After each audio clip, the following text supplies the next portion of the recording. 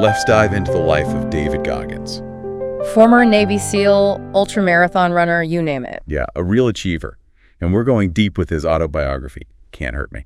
Fascinating read. Really digs into human resilience. And the guy's story is wild. I mean, from a childhood full of poverty and abuse To these amazing feats, he really lays it out there, calling his childhood the bottom place. Yeah, like the deepest point of suffering.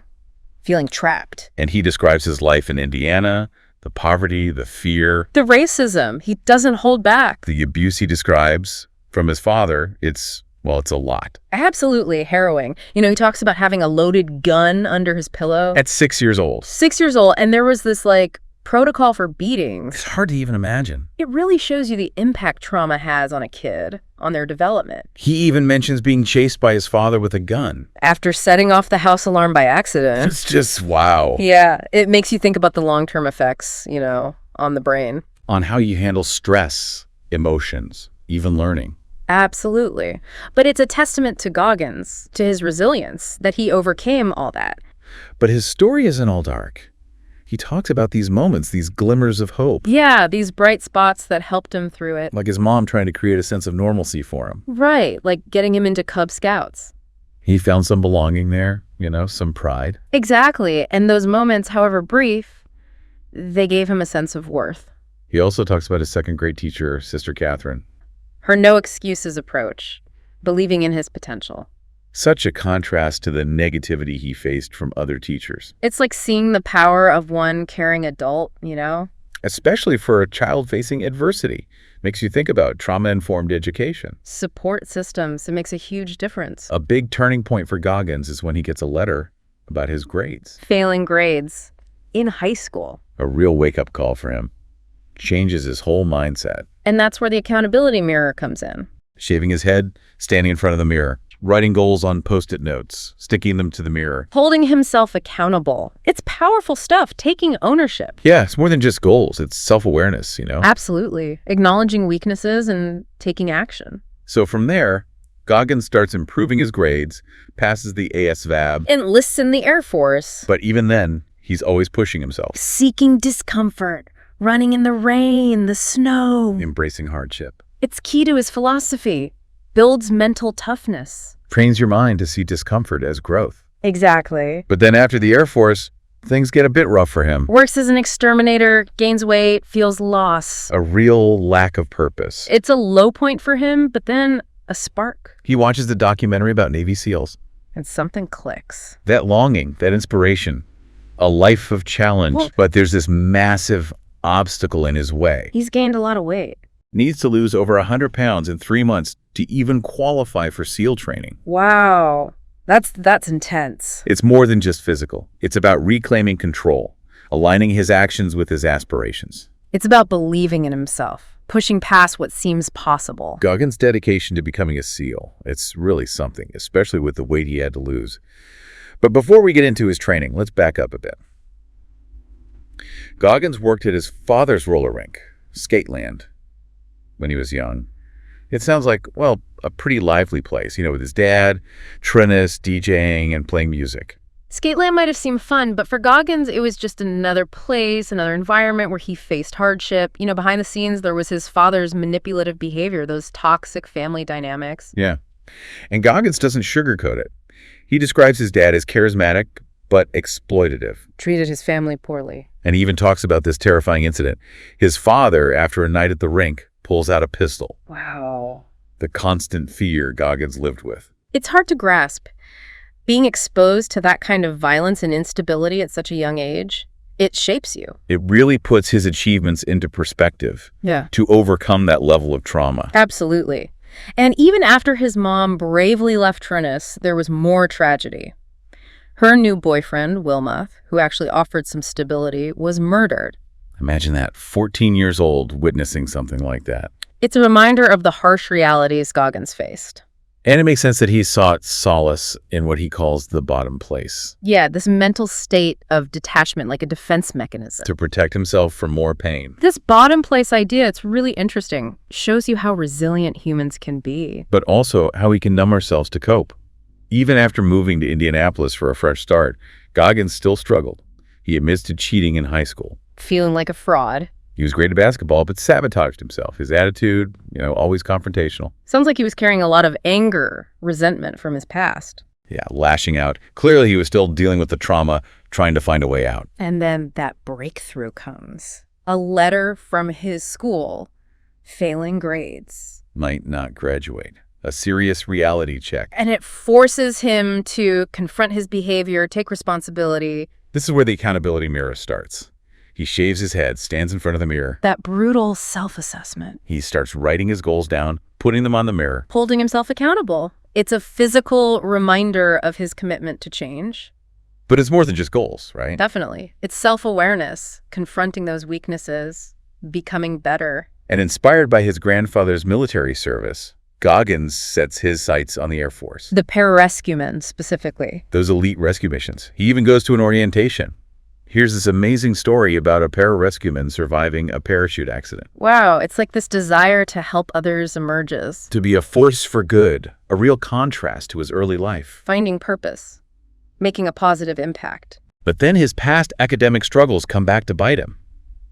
Fails the ASVAB twice. The military entrance exam. A huge setback. But Goggins, he doesn't give up. He studies hard, finds new ways to learn and memorize. His persistence is incredible. He could have easily walked away. But instead, he tackles those weaknesses head on. And he even starts to view racism differently. Not letting it consume him. Using it as fuel to prove those doubters wrong. It's a mental shift. Right. Totally.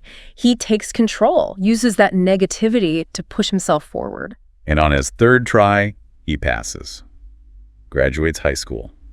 Ready for the Air Force. It's like watching everything fall into place. Perseverance, commitment to growth, not letting his past define him, but then life throws him a curveball. His girlfriend becomes pregnant. Wow. Unexpected. Makes him confront his own insecurities about fatherhood. Torn between his dreams and his responsibilities. A tough situation. A pivotal moment, Personal aspirations versus family. And in the end, he chooses his dream, enlists. A decision that would shape his entire life. It's a powerful reminder that even with impossible choices, we have the power to choose. To shape our destinies. But Goggins' time in the Air Force, it's not a smooth ride. I mean, he does well with the structure, the discipline. Drawn to the purpose of it all. He even overcomes his fear of water, learns to swim for pararescue training. That's huge. Huge. But he struggles with the demands of pararescue school. The physical and mental requirements. Yeah. And eventually washes out. A major setback makes you question yourself. It's a reminder that even with drive and resilience, we all face disappointments. And Goggins, he falls back into unhealthy habits, gains weight, works a dead-end job. And a sense of disillusionment creeps in. Like he loses that spark. Yeah. The determination that got him so far. And then comes that spark again. A documentary about Navy SEALs. Those elite warriors pushing themselves to the limit. It awakens something in him. That desire for challenge, for purpose. It's like a wake-up call. He realizes he's settled for less than he's capable of. And this leads him to an even bigger goal. Becoming a SEAL. But there's a problem. He's gained weight, not in shape for SEAL training. So he sets this, insane goal to lose over 100 pounds in 3 months. Just to qualify for BUD/S, SEAL selection. It sounds impossible. It does, but it shows you Goggins' belief in himself. It's not just weight loss, it's proving he can overcome anything. His journey to lose that weight, to get ready for BUD/S, it's incredible. Diet, workouts, pushing himself to the max. Mentally and physically. The accountability mirror comes back in full force.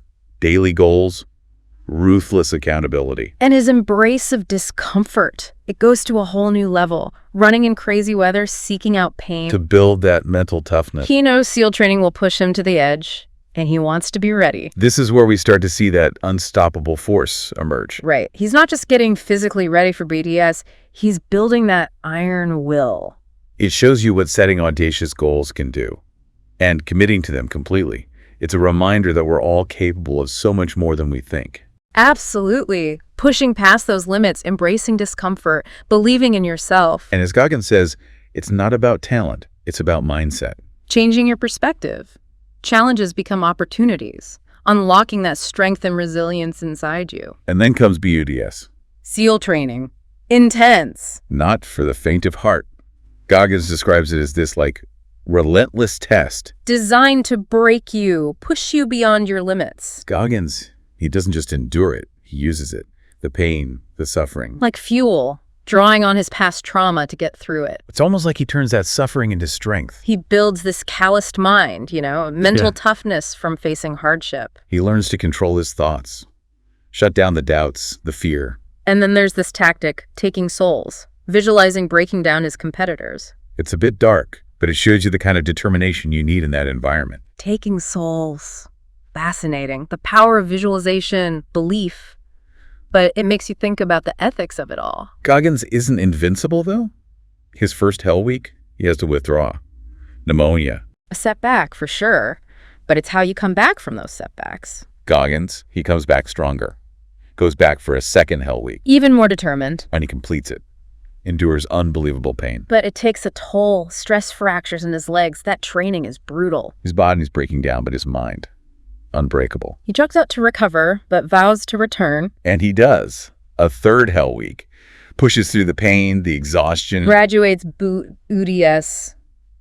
Becomes a SEAL. It's incredible, that unwavering commitment, overcoming any adversity. But Goggins, he doesn't stop there. On to the next challenge. Ultra running. Yep. Enters a 100-mile race. On a whim. No specific training, just to see if he can do it. Talk about pushing boundaries, Yeah. blisters, dehydration, pushing his body to the limit. But he finishes, proves to himself what he's capable of. And this is where the 40% rule comes in. That idea that most people quit at 40% of their true capacity. That we all have so much more inside us. Untapped potential, physically and mentally. It's a challenge to us all, to question our limits. Embrace discomfort. Redefine what we think is possible. Goggins then goes on to run the Badwater Ultramarathon, 135 miles, through Death Valley. In the middle of summer. He finishes 5th, with barely any preparation. A true ultra runner. He also does the Ultraman World Championships, swimming, cycling, running. Multiple days. He learns about pacing, strategy, mental toughness. And he even tries to get into Delta Force. The Army's elite special ops, always pushing himself further. And through it all, he talks about stretching. Addressing those physical limitations. Flexibility, mobility, crucial for performance and resilience. Goggins is inspiring, but he's not superhuman. He's had setbacks, injuries, doubts, like all of us. It's his commitment to growth that sets him apart, embracing discomfort, believing in the power of the mind. His story shows us what we're capable of. Facing fears, pushing limits, using our experiences as fuel. It's about confronting those fears, pushing past those limits, using our experiences, even the tough ones, to move forward. So as we wrap up this deep dive into David Goggins, what stuck with you? What's one small step you can take today to embrace a little discomfort, push past your own 40%? What can you do to unlock that potential inside you? Goggins' story is a powerful reminder. We can redefine our limitations, change our mindset, and strive for greatness. And remember, you can't hurt me, but life will throw challenges our way. It's up to us to decide how we face them, what kind of mark we leave on the world.